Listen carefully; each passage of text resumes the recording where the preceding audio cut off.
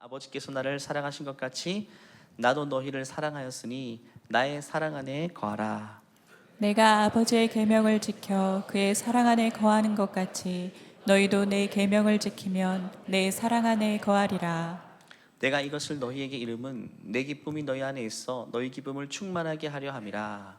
내 계명은 곧 내가 너희를 사랑한 것 같이 너희도 서로 사랑하라 하는 이것이니라. 사람이 친구를 위하여 자기 목숨을 버리면 이보다 더 큰 사랑이 없나니. 너희는 내가 명하는 대로 행하면 곧 나의 친구라. 이제부터는 너희를 종이라 하지 아니하리니 종은 주인이 하는 것을 알지 못함이라.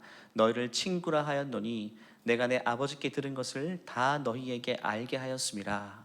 너희가 나를 택한 것이 아니요 내가 너희를 택하여 세웠나니 이는 너희로 가서 열매를 맺게 하고 또 너희 열매가 항상 있게 하여 내 이름으로 아버지께 무엇을 구하든지 다 받게 하려 함이라. 함께 있습니다.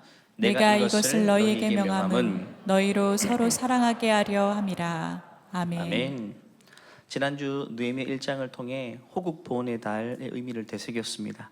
나라를 위해 총을 들었던 젊은이들도 이역만리 독일 탄광 속으로 걸어들어간 광부들도 중동의 사막에서 땀 흘려 일했던 건설 노동장들도 세대마다 달랐지만 그들의 고귀한 수고 위에 우리가 지금 서 있다. 그 헌신의 릴레이 위에 우리가 서 있다는 사실을 살펴보았습니다. 오늘은 여기서 한 걸음 더 나아갑니다. 이제는 어떻게 살 것인가 하는 관점보다는 무엇이 그러한 삶을 가능케 하는가. 나라를 위한 헌신, 이웃을 위한 희생, 공동체를 향한 자의 내어줌. 이 사랑과 헌신이 도대체 무엇으로 가능한가? 그리고 또 한 가지, 세상에 사는 사랑과 우리 그리스도인의 사랑이 궁극적으로 어떤 차이가 있는가? 오늘 요한복음 15장 말씀을 통해 그 주제로 말씀을 살펴보기를 원합니다. 요한복음 오늘 그 15장은요 13장에서부터 이어오는 다락방 강화의 한 부분입니다. 다락방 강화라 함은 예수님께서 잡히시던 그 마지막 밤에 제자들에게 가르쳐 주신 그 가르침을 말하는 것이죠. 이제 이 다락방을 나가면 코앞에 겟세마네가 기다리고 있습니다. 가룟 유다는 예수님을 팔기 위해 그 자리를 진작 떠났습니다. 십자가는 이제 불과 몇 시간 앞에 기다리고 있는 것입니다. 다시 말해 예수님은 지금 교실에서 어떤 윤리 강연을 하고 계신 것이 아닙니다. 자신이 몸소 행하실 것을 제자들에게 그 이야기를 해주고 있습니다. 그래서 13절에 이렇게 말하죠. 사람이 친구를 위해 자기 목숨을 버리면 이보다 더 큰 사랑은 없나니. 이제 곧 내일 아침 골고다 언덕에서 예수님께서 제자들을 위해서 성취하실 그 말씀을 이야기하고 있는 것입니다. 그래서 그날 밤 제자들은 먼저 그 가르침을 귀로 들었습니다. 그리고 다음 날에는 십자가에서 친구를 위해 자기 목숨을 버리신 그 예수님의 모습을 눈으로 보게 되는 것입니다.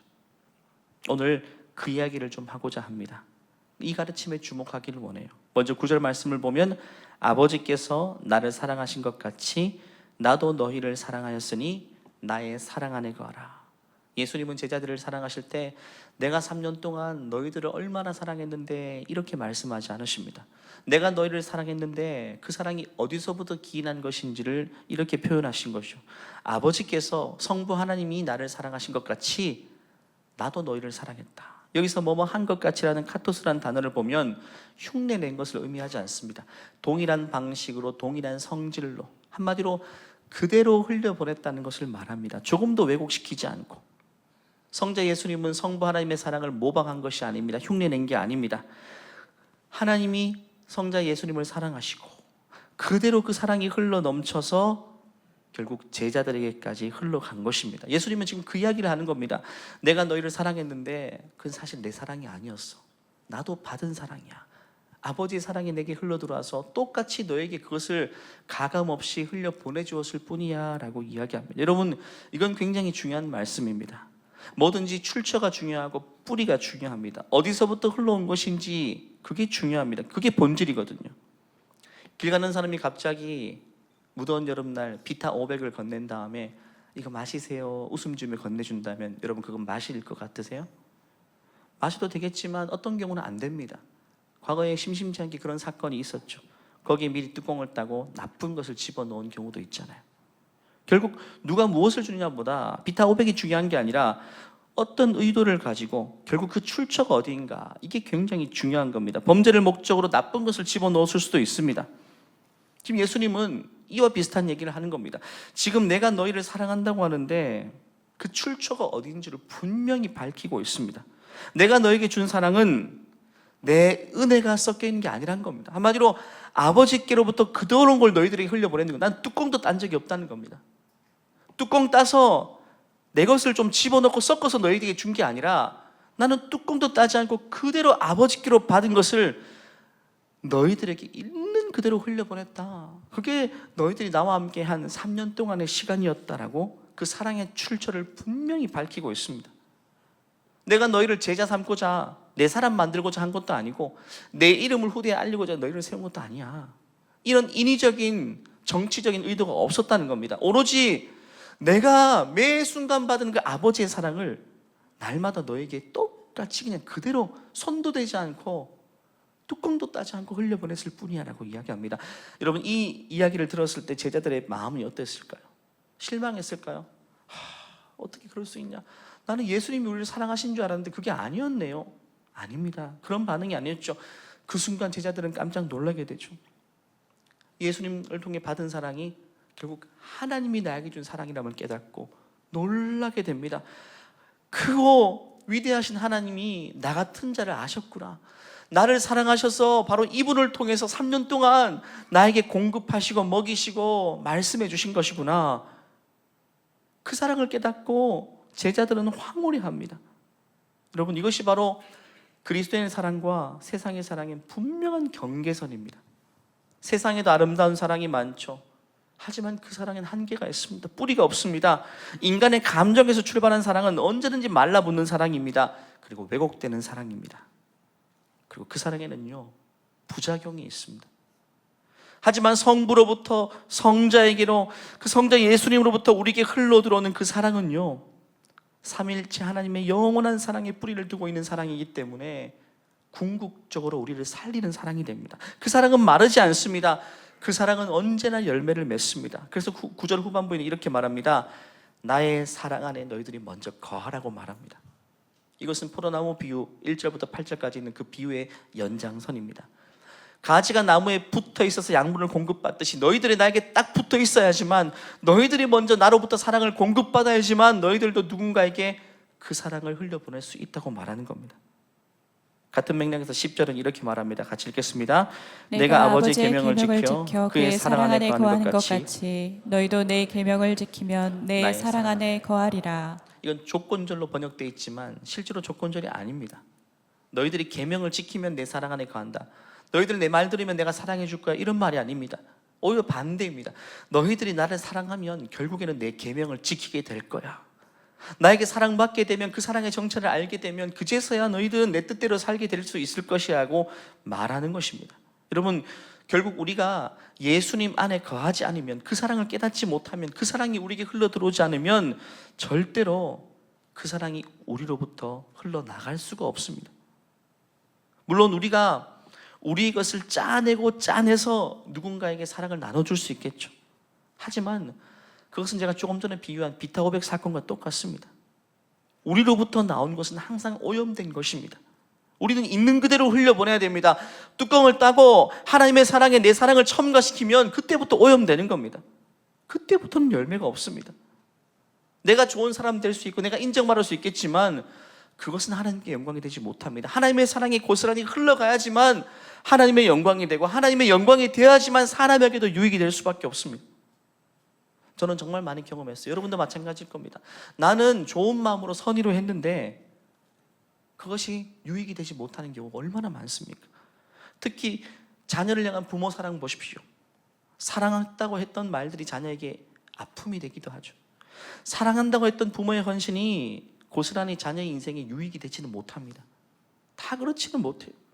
만약에 부모의 그 사랑이 여러분 오염된 사랑이 아니라 그것이 정말 괜찮은 사랑이라면 흘러 들어가면 들어갈수록 자녀의 인생을 풍성하게 할 것입니다. 그런데 지금 여러분들로부터 사랑을 그렇게 많이 받은 자녀의 인생 어떻습니까? 그런 풍성함을 누리고 있나요? 아니잖아요. 다 그렇지는 못하잖아요. 여러분, 우리로부터 흘러가는 사랑은요 오염되었을 뿐입니다. 한계가 있습니다. 그것이 우리 사랑의 한계입니다. 하지만 우리가 예수님 안에 깊이 거하게 될 때에 그 예수님의 사랑이 우리에게 흘러들어오고 고스란히 그것이 자녀에게 흘러간다면 그건 이야기가 달라집니다. 그 사랑의 출처가 하나님이기 때문에 그것은 고스란히 자녀의 인생의 열매를 맺습니다. 자녀를 살려주는 것이고 날개를 펼치게 하는 것이고 자녀에게 힘을 실어주는 것이고 용기를 주는 것이고 다시 일어나게 하고 다시 살아나게 하는 겁니다. 여러분, 예수님의 사랑이 흘러가는 것이 아니라 내 사랑, 내 마음이 흘러가게 되면 결국 우리로부터 나오게 되는 것은 세 글자로 제가 늘 이야기하지만 잔소리밖에 되지 않습니다. 잔소리와 쓴소리입니다. 또 그 사랑이 과도하게 흘러가면 할수록 그건 정말 심한 잔소리가 될 수밖에 없습니다. 물론 내가 잔소리를 하는 것이 당장의 효과를 보일 수는 있겠지만, 당장의 자녀의 태도가 달라질 수는 있겠지만 그것이 좋은 열매로 나타나지는 않습니다. 잔소리를 통해 부모의 뜻을 잠시 이룰 수는 있겠지만 더 크신 하나님의 뜻을 이루지는 못합니다. 여러분, 가장 좋은 뜻, 가장 좋은 열매가 나타나기를 원한다면 그 사랑의 출처는요, 예수님께로부터 받은 사랑이어야 됩니다. 여러분, 맑은 수원으로부터 맑은 물이 흘러가듯이 우리가 예수님 안에 깊이 거하게 되면 우리를 통해 맑은 샘물이 흘러가게 되는 것입니다. 그렇기 때문에 우리가 먼저 하나님의 사랑에 깊이 거하는 것이 중요합니다. 질문 드립니다. 여러분, 하나님께로부터 사랑을 받고 계십니까? 그 사랑이 지식이 아니라 내 가슴에 실시간으로 흘러오고 있습니까? 그게 중요합니다. 내가 메마르면 흘려줄 게 없어요. 내가 메마르면 짜내고 짜내서 내 것이 흘러가는데 그것은 부작용이 있을 수밖에 없습니다. 하지만 내가 신선한 샘물을 공급받고 내가 하나님의 사랑을 날마다 새롭게 공급받는다면 그 신선한 것들이 자녀에게 흘러가게 되는 겁니다. 날마다 그렇습니다. 제가 2주 전에 살펴본 예레미야 말씀을 기억하실 것입니다. 예레미야 2장에 이런 말씀이 있죠. 같이 읽어볼까요?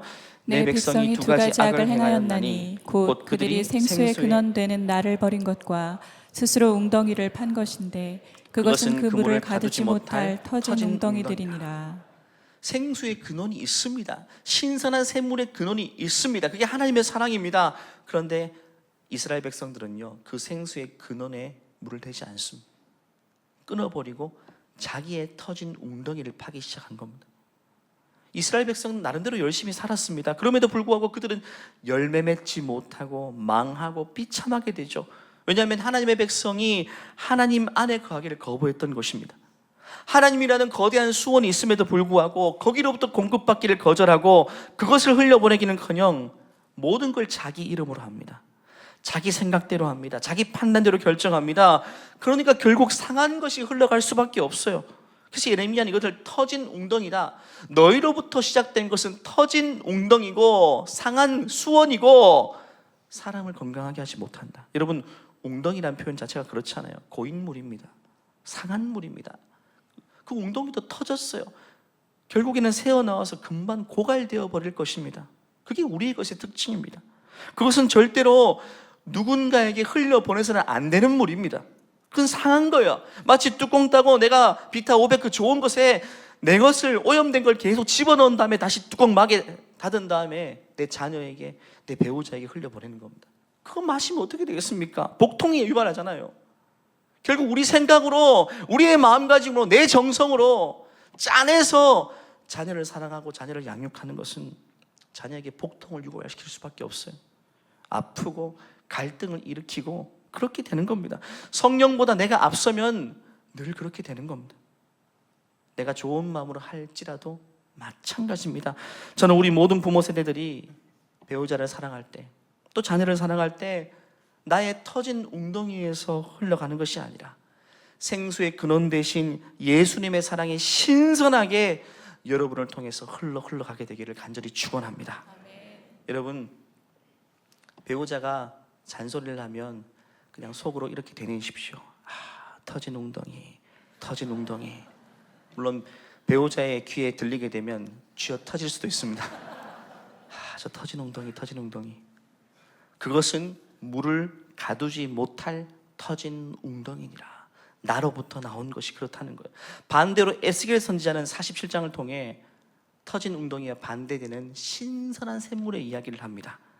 1절 말씀 보면 그가 나를 데리고 성전 문에 이르시니 성전 앞면이 동쪽을 향해 있는데 그 문지방 밑에서부터 물이 흘러나오고 있어요. 이게 바로 하나님으로부터 흘러나오는 샘물을 말합니다. 동쪽으로 흐르다가 성전 오른쪽 제단 남쪽으로 흘러 계속 내려갑니다. 계속 내려가서 이것이 한 강을 이루게 되는데 이 건강한 깨끗한 수원을 마시는 사람들이 살아나고 생물이 번성하고 그 결과를 12절에서 이렇게 말합니다. 같이 읽겠습니다. 강 좌우가에는 각종 먹을 과실나무가 자라서 그 잎이 시들지 아니하며 열매가 끊이지 아니하고 달마다 새 열매를 맺으리니 그 물이 성소를 통하여 나옴이라. 그 열매는 먹을 만하고 그 잎사귀는 약재료가 되리라. 같은 강물이라도 다르겠죠. 근데 그 강물은요 성소를 통해서 흘러나온 그 수원을 이야기하고 있죠. 그래서 그 물을 먹는 자는 자기도 살아날 뿐만 아니라 그 주위에 있는 심겨진 나무로부터 맺는 열매를 먹는 사람이 함께 살아나게 된다고 말합니다. 먹고 풍족해질 뿐만 아니라 약 재료도 쓰인다. 그만큼 그 열매는요 나만 살아나는 게 아닙니다.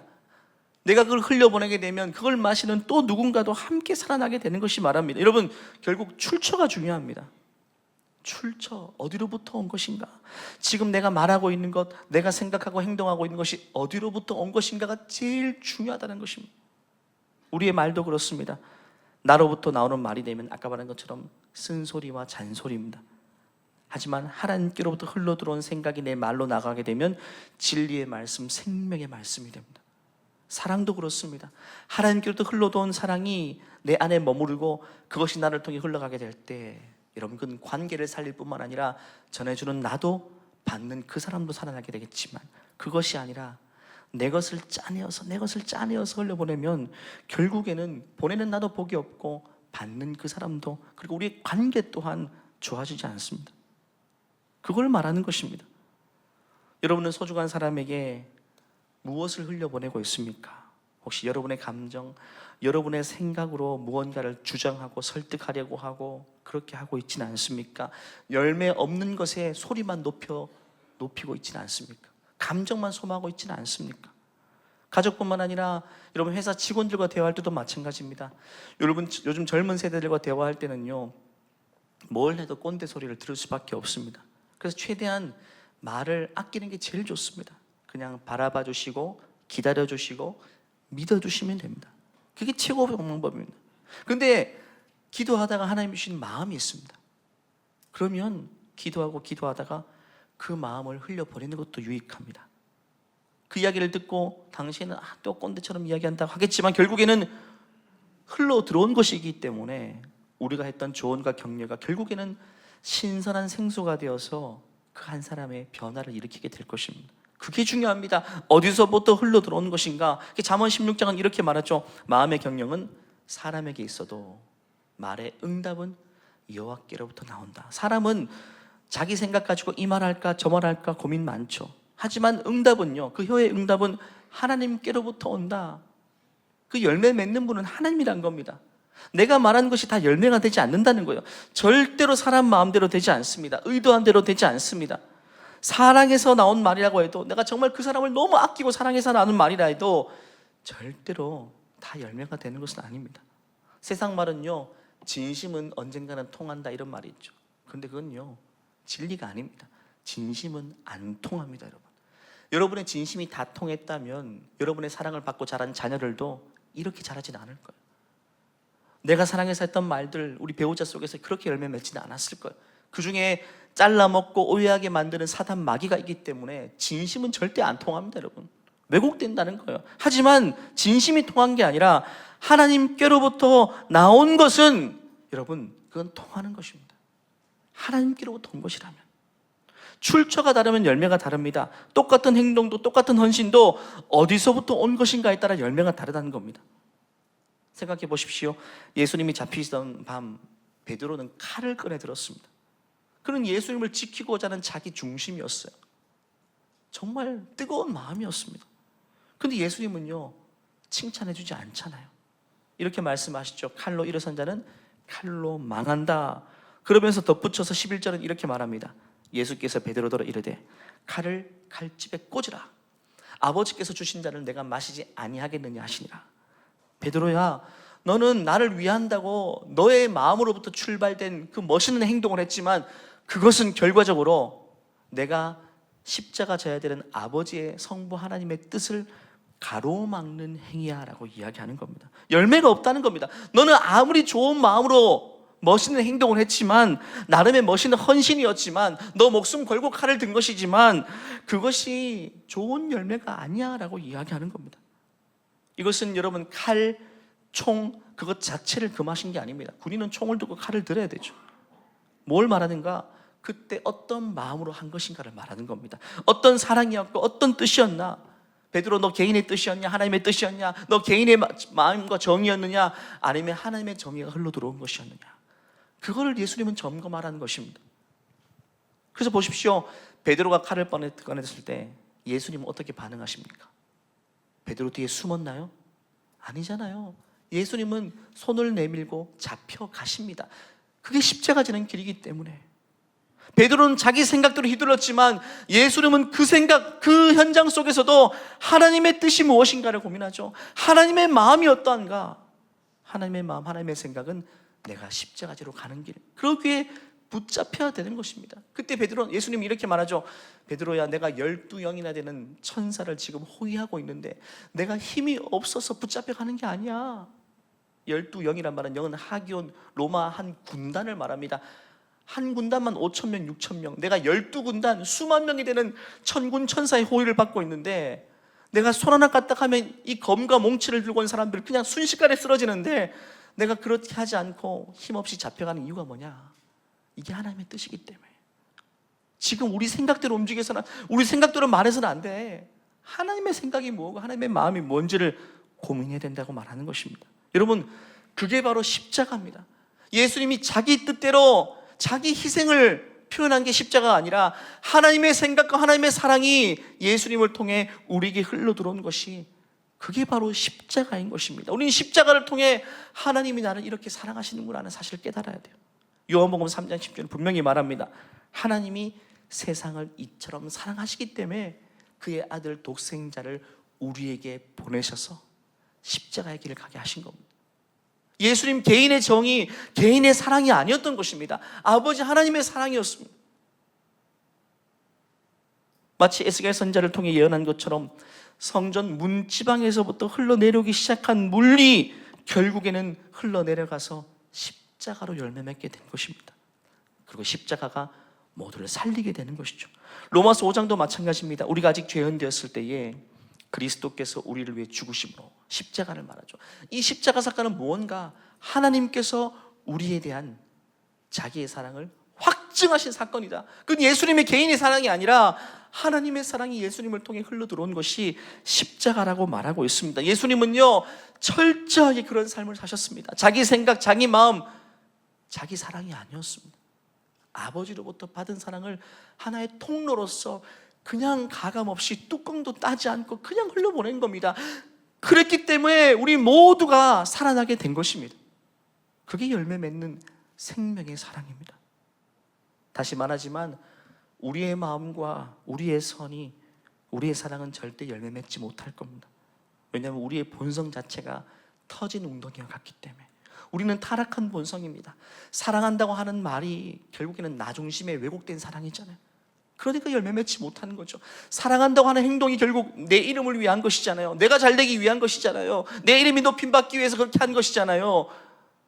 뭘 하든 머리를 굴리고 정치적으로 하죠. 그러니까 열매가 없죠. 우리는 그럴 수밖에 없습니다. 하지만 하나님께로부터 온 그 사랑은 그게 아니잖아요.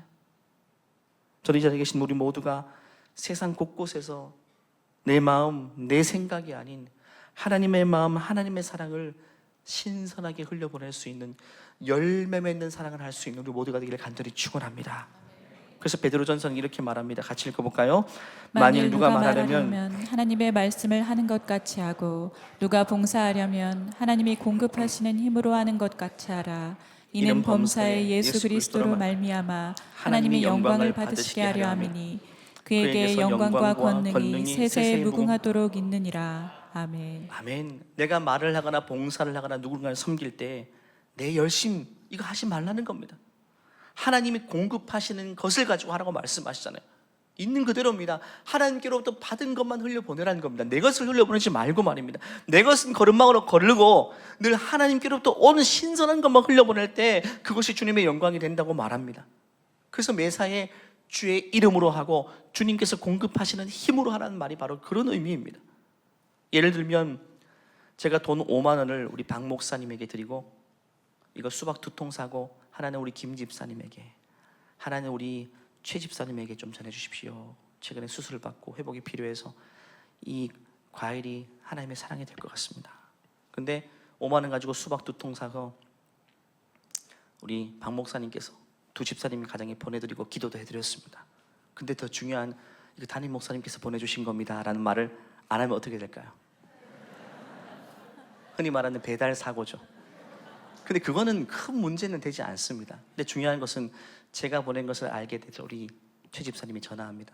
목사님, 수박 너무 감사합니다. 요즘 수술 후에 몸도 회복 안 되는데 이거 먹고 회복하겠습니다. 그때 제가 우리 최 집사님에게 제가 그냥 마음 좀 썼고 제가 신경 좀 썼습니다. 마치 제가 한 것이고 제 것으로부터 흘러간 것이라고 하면 그게 역시 배달 사고이죠. 배달 사고. 아니잖아요. 하나님이 제게 그 마음을 주시고 그 돈 5만 원도 제게 아니잖아요. 하나님께로부터 온 거죠. 하나님의 것이 최 집사님이 박 목사님을 통해 저를 통해 흘러간 겁니다. 정확한 출처를 밝혀야죠. 그 출처를 전해주는 나도 알아야 되고 그리고 받는 그분도 알아야 돼요. 그래서 그게 나에게 유익이 되는 것이기도 하고 그 받는 분에게도 유익이 됩니다. 만약에 걔가 그걸 말하지 않고 배달 사고를 냈습니다. 마치 내가 한 것처럼. 그러면 그 최 집사님은 우리 목사님이 나를 이렇게 생각해 주시고 그게 그분의 인생의 변화가 될까요? 그냥 사람에 대한 고마움으로 끝나는 거죠. 그것이 삶의 변화가 되지는 못합니다. 하지만 그것이 하나님께로부터 온 것임을 알게 될 때 하나님이 내가 수술을 받은 이후에 내 몸이 힘든 것, 내가 최근에 기도했던 것 다 듣고 계시는구나. 누군가의 손길을 통해 이렇게까지 나를 격려하시는구나. 그거를 알게 되고 그걸 고백하게 될 때 거기서부터 변화가 나타나는 겁니다. 그게 진짜 회복으로 이어지게 되는 겁니다. 여러분, 하나님으로부터 나온 것이 아니면 사람으로부터 나오는 것은요 절대 아무런 열매가 없습니다. 그냥 고마움일 뿐이고 그 고마움은 뭔가로 갚아야 되는 것이고 다 기브 앤 테이크이죠. 그 가운데 썩고 냄새나고 사람의 더러운 마음도 섞여 있고 정치적인 마음도 섞여 있고 그게 어떻게 사람에게 열매 맺을 수 있겠습니까? 전부 다 배달 사고일 뿐입니다. 우리는 다 하나님이 주신 걸 가지고 살아가는 사람입니다. 그러면 하나님이 주신 것이라고 정확한 출처를 밝히고 주는 자나 받는 자나 모두가 유익이 되게 해야 되는 것입니다. 내가 좋은 사람 되려고 해서는 안 됩니다, 여러분. 내가 당신을 얼마나 눈여겨보고 있고 내가 당신에게 얼마나 관심이 있는지 그거는요 절대 유익이 되지 못합니다. 여러분, 하나님께 영광이 되지 못하는 것은 사람에게도 유익이 되지 못해요. 결국 성경은 말하죠. 받는 자보다 주는 자가 복이 있다. 그냥 하는 말이 아니거든요. 그 출처를 정확하게 알 때만 그런 복이 있는 겁니다. 출처를 모른 채 내 것을 주고 내 것을 받는 것처럼 하면 주는 자나 받는 자는 다 복이 되지 못합니다. 하지만 하나님의 것이 흘러가게 되면 여러분 완전히 달라지게 됩니다. 여러분, 힘써서 누군가를 돕고 섬기고 할 때 반드시 그 사실을 기억하십시오. 나는 지금 하나님이 주시는 힘으로 섬기고 있는 겁니다. 내가 말로 사랑을 전하고 격려하는 것도 하나님이 주신 그 마음으로 하고 있는 겁니다. 그 사실을 나도 알고 그도 알게 될 때 모두가 살아나게 되는 것입니다. 끝으로 13절을 보면 사람의 친구를 위하여 자기 목숨을 버리면 이보다 더 큰 사랑이 없나니. 예수님의 십자가는 친구를 위해서 목숨을 버린 사건이라고 말합니다. 그런데 중요한 것은요 우리는 예수님의 친구가 아니었잖아요. 로마서 말씀 보면 우리가 원수였대요. 우리가 원수 되었을 때에 예수님이 죽으셨대요. 근데 원수인데 왜 친구라고 말하는 걸까요? 14절 말씀 보면 너희는 내가 명하는 대로 행하면 곧 나의 친구라고 말하죠. 예수님은 우리가 아직 원수 되었을 때에 먼저 우리를 친구로 부르신 다음에 그 친구의 선언이 먼저 있은 다음에 친구를 위해 목숨을 버리신 겁니다. 그게 은혜인 것입니다. 우리가 친구의 자격을 갖추고 있고 하나님 말씀 잘 들을 때 우리를 위해 죽으신 게 아닙니다. 그러면 그건 은혜가 아니죠. 그건 보상이죠. 하지만 우리는 원수였습니다. 하나님 말씀 하나도 듣지 않았어요. 하지만 그때 예수님께서 우리를 위해서 친구로 삼으셔서 우리에게 십자가의 희생을 감당하신 겁니다. 그래서 13절은요, 이보다 더 큰 사랑은 없나니라고 말하는 겁니다. 이보다 더 큰 사랑이 없다면 이게 최상급의 사랑인데, 어떤 사랑인가? 원수를 친구로 내가 먼저 여긴 다음에 그를 위해서 하나님의 사랑을 흘려보내는 것, 그게 최상급의 사랑이라고 말하고 있습니다. 그게 바로 예수님의 십자가입니다. 우리도 마찬가지입니다. 먼저 우리가 주님의 사랑을 받습니다. 매번 받아야 돼요. 조금 전에 더블레싱 찬양을 제가 앉아서 듣는데, 주님의 사랑 날 만지시니, 이 구절을 통해 또 하나님의 사랑이 제 마음에 확 흘러도는 걸 경험시켜 주시더라고요. 찬양 한 소절, 찬양의 고백, 말씀, 때로는 자연의 소리, 지나가는 새소리를 통해서 하나님 우리를 사랑한다고 말씀하십니다. 그 사랑을 우리가 먼저 받고 그 사랑을 흘려보낼 때, 내게 잘하는 사람, 내가 좋아하는 사람, 관계가 좋은 사람에게만 흘려보내면 그것은 열매가 없습니다. 나에게 힘들어하는 사람, 나를 힘들어하는 사람, 나를 힘들게 하는 때로는 원수 같은 사람에게도 그에게 친구라고 우리가 먼저 생각한 다음에 그들에게 사랑을 내보낸다면, 그것이 바로 예수님이 우리를 사랑하신 방식이요, 성부 하나님께서 우리를 사랑하신 열매 맺는 방식이 되는 것입니다. 말씀을 마무리합니다. 11절을 읽겠습니다. 내가 이것을 너희에게 이름은 내 기쁨이 너희 안에 있어 너희 기쁨을 충만하게 하려 함이라. 희생과 기쁨이라는 단어가 동시에 등장하죠, 한 문장에. 여러분, 희생은 잃는다고 생각하는 것이고 내어주면 줄어드는 것이 되는데, 세상은 희생과 기쁨이 한 문장이 되지는 못합니다.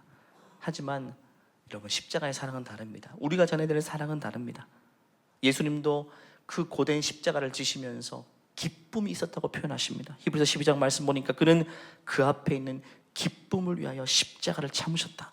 예수님은 꾸역꾸역 하신 게 아닙니다. 너무너무 기뻐하시면서 고된 십자가를 참으셨습니다.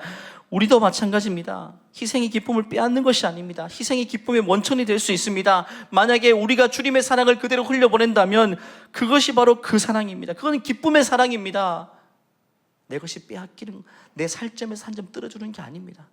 주님께로부터 흘러온 것을 보내는 것이기 때문에 받는 그도 살고 나도 살고 내 마음도 기쁘고 받는 그의 마음도 기쁘고, 무엇보다 그걸 통해 하나님의 기쁨과 하나님의 영광과 희락이 거기 있는 것입니다. 우리에게 오늘 그 사랑을 하라고 말씀해주고 계신 것입니다. 이제 우리 차례입니다. 우리에게 이것을 짜내라고 말씀하시는 게 아닙니다. 우리를 더 분발시키라고 말하는 것도 아닙니다. 우리에게 지금 흘러들어오고 있는 그 사랑을 내가 날마다 맛보고 그 사랑의 방향만 바꾸어서 사랑하는 가족들에게, 이웃들에게 흘려보낸다면 나도 그도 우리 모두가, 그리고 하나님의 큰 기쁨이 거기 있을 것이라고 말씀하십니다. 그 사랑을 할 수 있는 우리 모두가 되기를 간절히 축원합니다. 같이 일어나실까요? 함께 기도하시겠습니다. 성경은 분명히 말합니다. 우리 안에 계신 성령께서는 어떤 일을 하시는가? 하나님의 사랑을 우리의 마음에 부음받게 하신다. 하나님의 사랑이 우리의 마음에 부음받게 하시는 분이 바로 성령님이십니다. 그 사랑을 알게 하시고 깨닫게 하십니다. 이 시간 기도하십시다. 하나님, 다시금 이 작은 가슴에 하나님의 거대한 사랑이 흘러들어오게 하여 주시옵소서.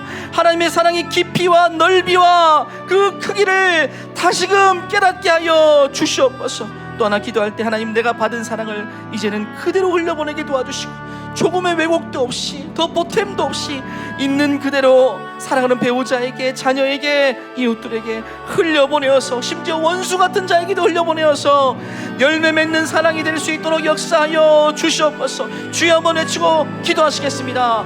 주여, 하나님 아버지, 그 사랑을 우리에게 먼저 부어주셔서 감사합니다. 그 사랑을 먼저 알게 하심을 감사합니다. 그 크신 사랑을 이 작은 가슴, 작은 인생에 부어주셔서 감사합니다. 이제는 그 사랑을 가두지 않게 도와주시고 하나님 흘려보내게 도와주시옵소서. 있는 그대로 그 어떤 왜곡 없이, 그 어떤 보탬도 없이 흘려보내게 도와주시옵소서. 그 사랑이 흘러가는 곳마다 생명이 살아나기를 주 믿습니다. 사랑하는 자녀들도 배우자도 살아나게 도와주시고 주는 자나 받는 자도 함께 보게 되는 하나님 온전한 사랑이 있게 하여 주시옵소서. 하나님의 사랑이 필요합니다. 그 마음을 우리에게 허락하여 주시옵소서. 그 사랑을 다시 깨닫게 하여 주시옵소서. 하나님, 우리가 먼저 하나님께로부터 사랑받는 자로 불러주심을 감사합니다. 날마다 우리를 사랑하신다 말씀해 주시니 감사합니다. 이제는 그 사랑을 가두는 자가 되지 않게 하시고 흘려보내게 도와주시고, 그 흘려보낼 때에 내 마음과 내 생각이 조금도 포함되지 않고 있는 그대로 하나님의 사랑이 신선하게 흘러갈 수 있도록 우리를 사용하여 주시옵소서. 심지어 원수에게조차 그 사랑이 흘러갈 수 있도록 도와주시고, 그 사랑을 통해 주는 자나 받는 자나 함께 복이 될 수 있도록 하나님 우리의 사랑을 점검하여 주시옵소서. 열매 맺게 하실 주님을 기대하고 찬양하오며 우리 주 예수 그리스도의 이름으로 기도하옵나이다. 아멘. 날마다 그 사랑을 우리에게 부어주시는 그 크신 사랑을 이 작은 가슴에 넘치도록 부어주시는 그 하나님께 감사 영광의 박수 올려드리겠습니다. 하나님 우리에게 넘치도록 부어주십니다. 흘려보낼 수 있도록 말입니다. 우리 마지막 찬양할 때 당신은 사랑받기 위해 또 그 사랑을 전하기 위해 부름받았다는 사실, 우리 찬양의 고백 우리 힘차게 하겠습니다. 당신은 사랑받기 위해 옆에 사람들을 축복하시면서요, 그 사랑 전하기 위해 주님께서 택하여 주셨습니다. 주께서 택하시고 이 땅에 심으셨네. 주님께서 열매 맺으실 것입니다. 하나의 열매를 받아. 다시 한번 고백할까요? 당신은 사랑받기 위해, 당신은 사랑받기 위해 또 그 사랑을 전하기 위해, 그리고 그 사랑 전하기 위해 주께서 택하시고 이 땅에 심으셨네. 또 하나의 열매를 바라시며. 이제는 우리 주 예수 그리스도의 은혜와 하나님의 무한하신 사랑과 내주하시는 그 사랑을 깨닫게 하시는 성령의 역사가 이제는 내가 받은 사랑, 그 사랑을 있는 그대로 가감없이 흘려보내기를 소원하는, 심지어 원수에게조차, 원수짓을 하는 사람에게조차 그 사랑을 있는 그대로 흘려보내기를 소원하는 하나님의 존귀한 백성들 머리 위에 이제로부터 영원히 함께 하시기를 간절히 축원하옵나이다. 아멘.